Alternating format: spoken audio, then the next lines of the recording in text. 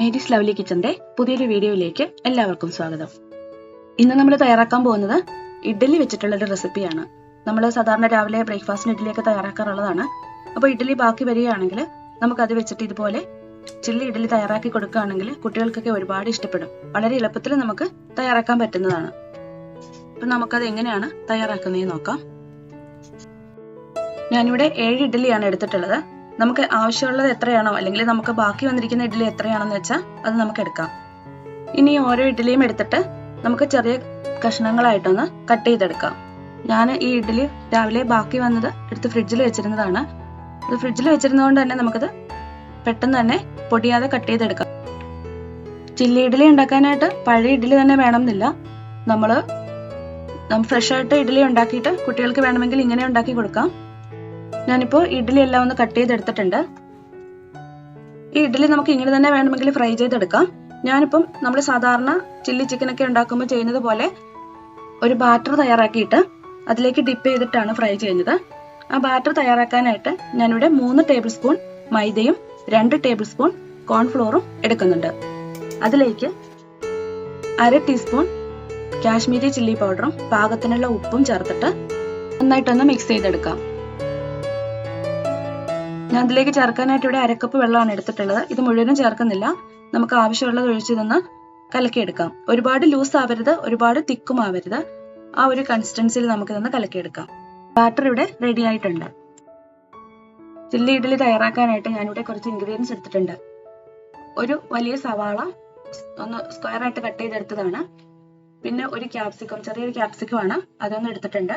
പിന്നെ 2 വെളുത്തുള്ളി അല്ലി ചോപ്പ് ചെയ്തിട്ടുണ്ട്. 2 പച്ചമുളകും കുറച്ച് സ്പ്രിംഗ് ഓണിയനും എടുത്തിട്ടുണ്ട്.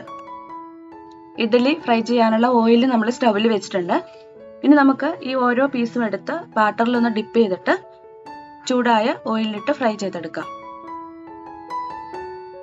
ഓയിൽ നമുക്ക് വേണമെങ്കിൽ ഇഡ്ഡലിയുടെ കഷ്ണം മുഴുവനായിട്ട് മുങ്ങിക്കിടക്കുന്ന രീതിയിൽ ഒഴിക്കാം. പക്ഷെ ഞാൻ അത്രയും ഓയിൽ ഒഴിക്കുന്നില്ല. ഞാൻ തിരിച്ചിട്ട് കൊടുത്തിട്ടാണ് ഫ്രൈ ചെയ്യുന്നത്. പിന്നെ നമ്മൾ ഇത്രയും ഓയിൽ പിന്നെ നമ്മൾ വീണ്ടും യൂസ് ചെയ്യുന്നില്ല. പിന്നെ നമ്മൾ വെറുതെ കളയണം. അതുകൊണ്ടാണ്. അപ്പം നമ്മൾ വീട്ടിൽ കുട്ടികൾക്കൊക്കെ ഉണ്ടാക്കി കൊടുക്കുമ്പോൾ അതുപോലെ അത്രയും അങ്ങ് ഡിപ്പ് ചെയ്ത് എടുക്കേണ്ട ആവശ്യമൊന്നുമില്ല. ഒന്ന് തിരിച്ചിട്ട് കൊടുത്താലും മതി. ഇതിന്റെ പുറമേയുള്ള കോട്ടിംഗ് ഒക്കെ ഒന്ന് ക്രിസ്പി ആയിട്ട് കിട്ടണം. നമുക്കിനി ഇതൊന്ന് തിരിച്ചിട്ട് കൊടുക്കാം.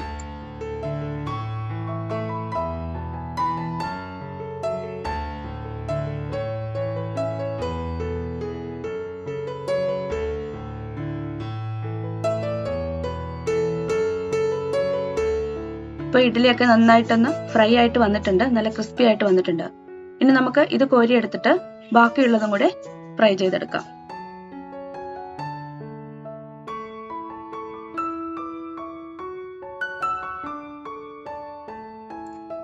ഇഡ്ഡലി എല്ലാം നമ്മൾ ഫ്രൈ ചെയ്തെടുത്തിട്ടുണ്ട്. ഇനി നമുക്കിത് എങ്ങനെയാണ് തയ്യാറാക്കുന്നതെന്ന് നോക്കാം. അതിനായിട്ട് ഞാനിവിടെ ഒരു കടായി വെച്ചിട്ടുണ്ട്. ഇതിലേക്ക് ഒരു 3 ടേബിൾ സ്പൂൺ ഓയിൽ ഒഴിച്ചു കൊടുക്കാം. ഓയിൽ ചൂടായിട്ടുണ്ട്. ഇതിലേക്ക് നമ്മൾ ചോപ്പ് ചെയ്ത് വെച്ചിരിക്കുന്ന ഗാർലിക്കും പച്ചമുളകും ഇട്ട് കൊടുക്കാം.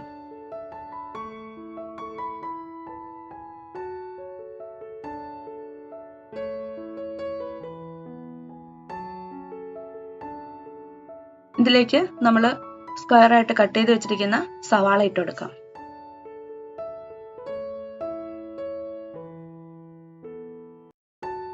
സവാള ഒന്ന് ട്രാൻസ്പെറന്റ് ആയിട്ട് വരുമ്പോഴേക്കും നമുക്കിതിലേക്ക് ക്യാപ്സിക്കം കൂടെ ഇട്ട് കൊടുക്കാം. ക്യാപ്സിക്കം ഇതിലിട്ടിട്ട് 1 മിനിറ്റ് ഒന്ന് വഴറ്റിയെടുത്താൽ മതി.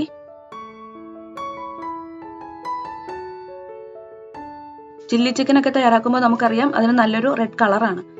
അപ്പോൾ ഒരു കളറിന് വേണ്ടിയിട്ട് ഞാനിതിലേക്ക് നമ്മുടെ കാശ്മീരി ചില്ലി പൗഡർ 1/2 ടീസ്പൂൺ ചേർക്കുന്നുണ്ട്. വേണമെങ്കിൽ നിങ്ങൾക്ക് ഇതിലേക്ക് റെഡ് കളർ ചേർക്കാം. കാശ്മീരി ചില്ലി പൗഡർ ആയതുകൊണ്ട് അതിന്റെ ആ ഒരു പച്ചമണം മാറുന്നതിന് വേണ്ടിയിട്ട് 1 മിനിറ്റ് ഒന്ന് വഴറ്റിയെടുക്കാം. ഇനി ഇതിലേക്ക് നമുക്ക് സോസുകൾ ചേർക്കാം. ഞാനിവിടെ 1/2 ടേബിൾ സ്പൂൺ ചില്ലി സോസ് ചേർക്കുന്നുണ്ട്.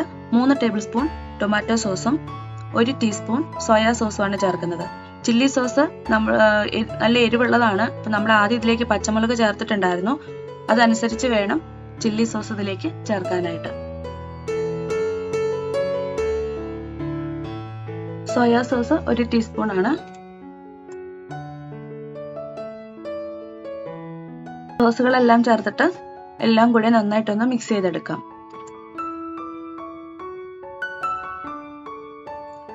ഇതിലേക്ക് 1 ടീസ്പൂൺ വൈറ്റ് വിനീഗർ ചേർക്കാം. ഇനി ഇതിലേക്ക് 1/2 ടീസ്പൂൺ ഷുഗർ ചേർക്കാം. പാകത്തിനുള്ള ഉപ്പും ചേർക്കാം. നമ്മൾ ഇതിലേക്ക് ചേർക്കുന്ന ടൊമാറ്റോ സോസ് മധുരമുള്ളതായിരിക്കും. അതിന്റെ മധുരം നോക്കിയിട്ട് വേണം ഷുഗർ ചേർക്കാനായിട്ട്. അധികം മധുരമുള്ള ടൊമാറ്റോ സോസ് അല്ലെങ്കിൽ ടൊമാറ്റോ കെച്ചപ്പാണ് ചേർക്കുന്നതെങ്കിൽ ഇതിലേക്ക് നിങ്ങൾ ഷുഗർ ചേർക്കണ്ട.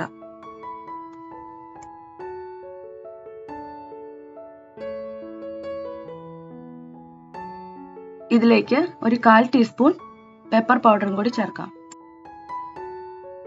എല്ലാം കൂടി നന്നായിട്ടൊന്ന് മിക്സ് ചെയ്തെടുക്കാം. ഗ്രേവിയുടെ ടേസ്റ്റ് ഒന്ന് നോക്കിയിട്ട് ഉപ്പോ പുളിയോ മധുരമോ എന്തെങ്കിലും പാകത്തിനല്ല എന്നുണ്ടെങ്കിൽ അതൊന്ന് ചേർത്ത് കൊടുക്കണം. ഇതിലിപ്പോൾ എല്ലാം കറക്റ്റ് ആയിട്ടാണ് വന്നിട്ടുള്ളത്. ഇനി ഇതിലേക്ക് നമുക്ക് ഗ്രേവിക്ക് ആവശ്യമായിട്ടുള്ള വെള്ളം ചേർത്ത് കൊടുക്കാം. ചൂടുവെള്ളം വേണം ചേർക്കാനായിട്ട്. 1/2 കപ്പ് ചൂടുവെള്ളമാണ് ഞാൻ ഇതിലേക്ക് ചേർക്കുന്നത്. ഇനി ഇതിലേക്ക് ചേർക്കാനുള്ളത് കോൺഫ്ലോർ ആണ്. 1 ടീസ്പൂൺ കോൺഫ്ലോർ അല്പം വെള്ളത്തിൽ മിക്സ് ചെയ്തിട്ട് ഇതിലേക്ക് ചേർക്കാം.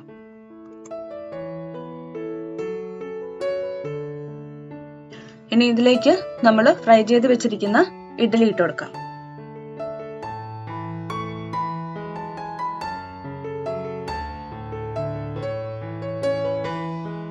എല്ലാം കൂടി നന്നായിട്ടൊന്ന് മിക്സ് ചെയ്തെടുക്കാം.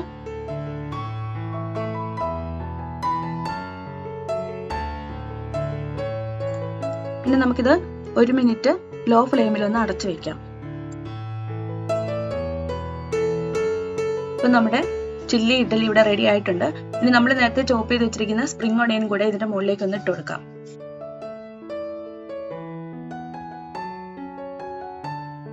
ഇനി നമുക്കിത് സെർവിംഗ് പ്ലേറ്റിലേക്ക് മാറ്റാം. ഇപ്പോൾ ഇഡ്ഡലി കഴിക്കാത്ത കുട്ടികൾക്കാണെങ്കിലും ഇങ്ങനെ തയ്യാറാക്കി കൊടുക്കുകയാണെങ്കിൽ അവർ കഴിച്ചോളും. നല്ല ടേസ്റ്റ് ആണ് കഴിക്കാനായിട്ട്. വളരെ പെട്ടെന്ന് തന്നെ നമുക്ക് തയ്യാറാക്കി എടുക്കാനും പറ്റും. അപ്പൊ നിങ്ങൾ ഇതുപോലെ ചെയ്തിട്ടില്ല എന്നുണ്ടെങ്കിൽ ഒരു പ്രാവശ്യമെങ്കിലും ഒന്ന് തയ്യാറാക്കി നോക്കുക. പുതിയൊരു റെസിപ്പിയുമായിട്ട് നമുക്ക് വീണ്ടും കാണാം.